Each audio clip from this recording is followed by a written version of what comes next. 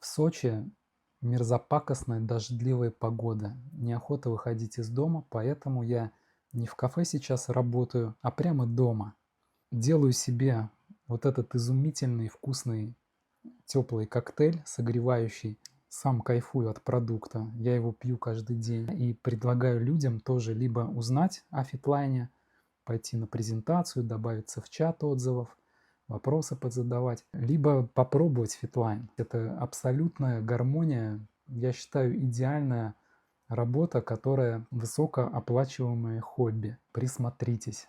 Очень будете рады, довольны, будете себя любить еще сильнее, нравиться себе будете сильнее и получать удовольствие от процесса и питья, и рассказа об этом, потому что людям нравится, они благодарят потом, что вы им рассказали.